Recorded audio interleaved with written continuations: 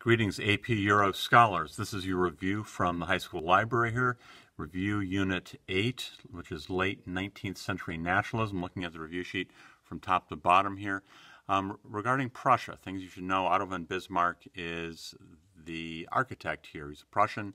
He's the architect of German unification, and his plan here is by blood and iron. And this is a phrase which comes from him, and he says, and this is kind of a paraphrase here, Germany will not be created by congresses, will not be created by liberalism, but will be created by military might, by war, by blood and iron. And he goes to war first against Denmark, and Denmark is defeated, and these two provinces of Schleswig and Holstein are peeled off, and Austria has a sort of an alliance here with Denmark, and Prussia goes to war with Austria, which is defeated, and then finally there's war against France, the Franco-Prussian War, which Prussia/Germany defeats handily.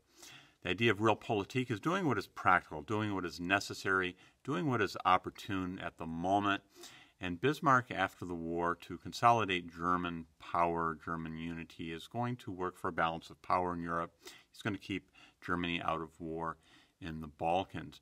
An example of this idea of realpolitik, Bismarck is he's very conservative. In fact, he's a reactionary, but he's going to work to co-opt the largest political party in Germany, which is the Social Democratic Party. It's a democratic socialist party. By doing a number of things here, he's going to pull the the rug out from under them by pushing for, this is in the late 1800s, by pushing for health insurance, by pushing for old age pensions and disability pay, and by passing a law against child labor, and by having state accident insurance. And these are all very liberal things. These are very progressive. And Bismarck is doing this to win support for himself, for his government, against the plans of the Social Democratic Party, the SDP. This is realpolitik. A contrast here with 1848. Remember the last unit here. In the revolutions of 1848, the Frankfurt Parliament will offer the crown of United Germany to King Frederick William IV of Prussia, who spurns it, who turns it down, saying it is a crown offered from the gutter. The Zollverein in 1833, this is the beginning of a tariff-free economic customs union, which is seeing economic unity and unification in Germany long before political unification. How were Bismarck's goals different from Clemens von Metternich's? Well, Metternich wanted to keep Germany down. He wanted to keep nationalism stifled. And Metternich here is in opposition to German unity. And of course, Otto von Bismarck is the creator, is the architect of this German unification, which culminates in the Franco-Prussian War, 1870 to 1871. How are they similar? Well, Metternich is working for a balance of power in Europe, and afterwards Germany does seek a balance of power. Germany does not want enemies on two sides and is trying to keep France and Russia very definitely from uniting against them. The Kulturkampf, this is a famous struggle with the Catholic Church over control of German education. This brand new United Nation of Germany is promoting nationalism and wants the schools all on the same page, including those that are especially in southern Germany under Catholic Church, under the Catholic Church's control. This sees many foreign clergy kicked out of Germany and many clergy which are in opposition to Bismarck jailed. The Franco-Prussian War, turning point here in the creation of Germany. The cause here is there's an opening on the Spanish throne. Queen Isabella, who's a Bourbon in Spain, has been deposed, and the crown is being offered to Leopold. Leopold is a Hohenzollern, and he is Hohenzollern. This is of the dynasty that is governing Prussia. And Leopold will turn this crown down, but the French feared being encircled by a German on the Spanish throne, and the Germans to their east.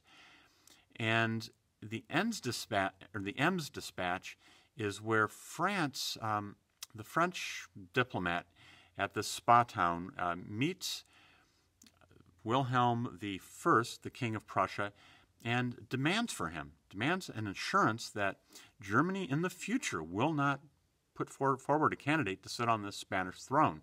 And Wilhelm gives him a non-committal reply. And what happens is the description of this is written up and it's passed on to Bismarck to propagate, to make public. But Bismarck is going to doctor this account. He's going to make it more insulting to the French when it really wasn't that insulting at all. And what this does is it upsets France enough for them to disastrously declare war on Germany, and again it riles the Germans who feel insulted as well. Otto von Bismarck and Louis Napoleon Bonaparte. Otto von Bismarck is going to be in control here of the foreign policy here that's creating Germany, including the Franco-Prussian War, which sees Louis Napoleon Bonaparte the leader of France. He is elected president of France on the weight of his name here. He's the nephew of that Napoleon. He is elected in 1848, overthrows his government in 1851, and disastrously declares war on Prussia in 1870 over this whole throne in Spain thing. And he declares war on Prussia and the Northern German Confederation, which is basically the nucleus here of this Germany, which is being created, minus 4 southern states, which are kind of in limbo here. But those 4 southern states of Germany, the French believe are going to, join the French because they want to guard their independence from pushy, bossy, powerful Prussia. And it's a bad decision here because these 4 southern states throw their lot in with Germany, and Germany is created by blood and iron. Only it's blood and iron against France, which loses after a few months here. After besieging Paris and defeating the French army decisively, capturing Louis Napoleon Bonaparte at the Battle of Sedan. And the King of Prussia, Wilhelm I, you'll see it also, William I, is crowned Kaiser, is crowned Emperor of United Germany at Versailles, much to the shame of the French here. And France before Prussia, Germany, Germany is created in the image of Prussia here. So it's Germany will leave France, but only after peeling off Alsace and Lorraine, which are 2 border provinces which they will eventually get back. The French will get back after World War I. And the French have to pay 5 billion francs worth of gold to the Germans. The Paris Commune is an uprising after the defeat of the French army. Socialists take over Paris, and the French army, smarting from this defeat by the Prussians, is going to turn on the socialist government here in the capital city and will eventually take Paris back, but not before 20,000 people are dead in the streets and several blocks are pulverized by French army artillery. Again, the Hohenzollerns is the Prussian dynasty. It later becomes the dynasty of the ruling family of Germany, William I and then later William II. And some of you are familiar with William II, who is going to be the leader of Germany during World War I. The Crimean War, the cause of the Crimean War is Russia is going to seize 2 Ottoman provinces here, Moldavia and Wallachia. This would be sort of northern Romania today. And the Russians have, as their goal, they would like ultimately control over the Bosphorus and the Dardanelles, these straits that get in and out of the Black Sea into the Mediterranean. They also are demanding control of the holy places in what would be Palestine. And this shocks what we would call the concert of Europe, those parties which, since Napoleon's defeat, have been working to have a balance of power. Here are the Russians upsetting it. So France and Great Britain will join with the Ottomans against the Russians to maintain this balance of power, to push back this overreach here by the Russian Tsar. And Britain also is concerned about their control over the Eastern Mediterranean and the route through Suez into what would be the Red Sea and the Indian Ocean. The results of the war are a humiliating Russian defeat and you have this plan called Tanzimat, which is Ottoman political reorganization. But the Ottomans are just slowly eroding away. These provinces are being peeled off in the Balkans, and they're only saved here by the combined French-British army. And the Russian Tsar here is shown to be weak, and some people say this is the beginning of really the end of the Romanov dynasty here. Florence Nightingale, remember, she's this British nurse who is going to put nursing really into the field of women's activity here. Kind of a counterpart here. This is the 1850s, but a decade later in the United States you have Clara Barton, and nursing becomes a field that fits women. It's not thought to be something that women would be involved in because it largely involves being around naked men who are injured and who are in hospital.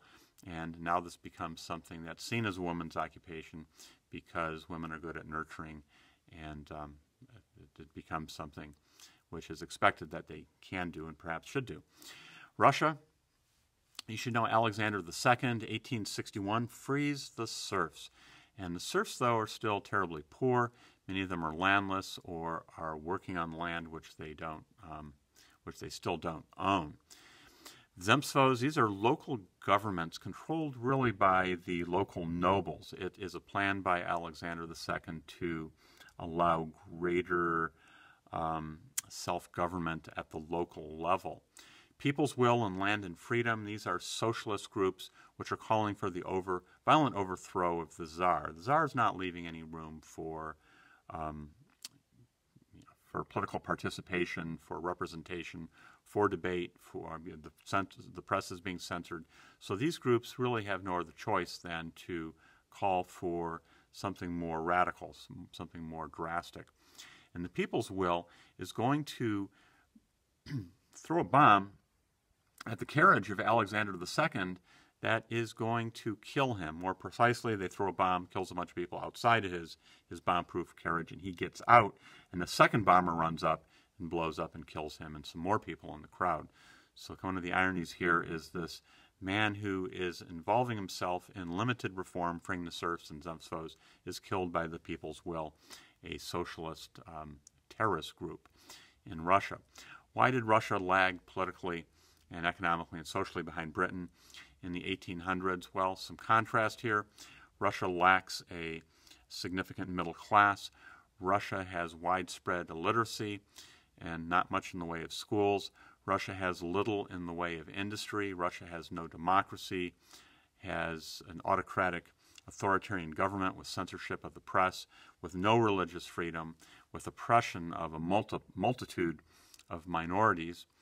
There's serfdom and poverty up until 1861. The vast majority of Russians are impoverished serf-peasants.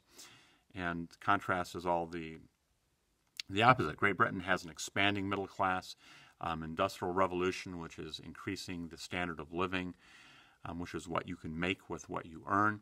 There's growing literacy. There's widespread literacy. There's a university system. There is an expanding franchise under the various reform acts that are passed.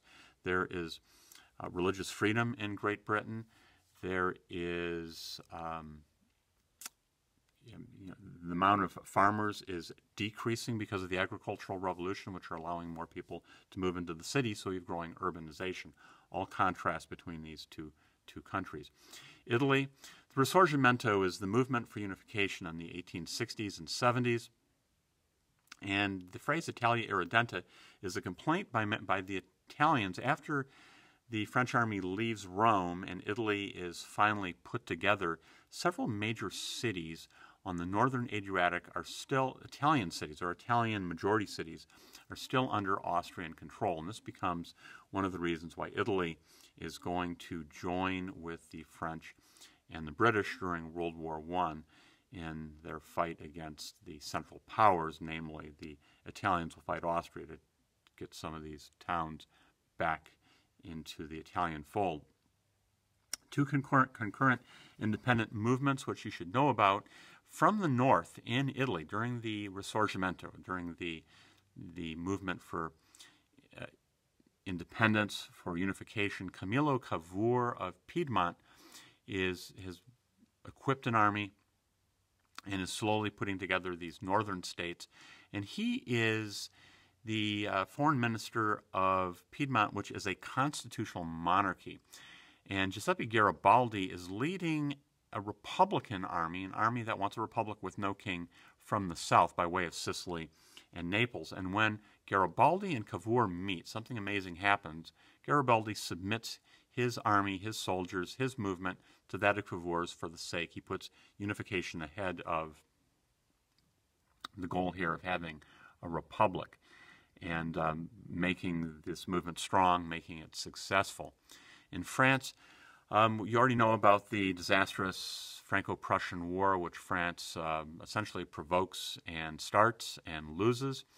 And the Dreyfus affair, in 1894, you've got this trial where Dreyfus, who is an army artilleryman, is accused of espionage, is accused of treason, is tried and sent to Devil's Island for passing secrets along to the Germans. And this is after the Franco-Prussian War. And the gist of the Dreyfus affair is it comes out that he is indeed innocent, that another army officer has passed these secrets on, but the army protects him, the other army officer, to protect its honor, to protect its credibility. The thinking is if the French army is botching, keeping secrets and botching counter-espionage, there will be nobody to support the army in this coming war that's going to happen. It also shows the depth of anti-Semitism in France. And the side that is supporting the army, and keep in mind here, most people in France don't know the army is lying through its teeth in saying that Dreyfus was guilty and this other guy named Esterhazy being innocent. This shows this continuing division in France between the right, which is anti-socialist, anti-Semitic, pro-monarchy, it's pro-church, pro-army, very conservative, versus the left, which is pro-socialist, pro-republican, very anti-clerical, many liberals, many Jews, and this is going to lead all the way up into the First World War. Austria, be familiar with the term the dual monarchy. In 1867, the Habsburg German monarch will allow self-government for the Magyars, not independence. They're still under a Habsburg crown, and foreign policy is still going to be controlled by this monarchy, but the Magyars/Hungarians are given self-rule. Great Britain, some reforms under Benjamin Disraeli and William Gladstone. These are two counterparts. Disraeli is a conservative, a Tory, and William Gladstone is a liberal. But between them, they pass a lot of liberal, what we would call progressive laws. This is approximately the same time period in United States history where we have progressivism under Roosevelt, Taft, and Wilson here.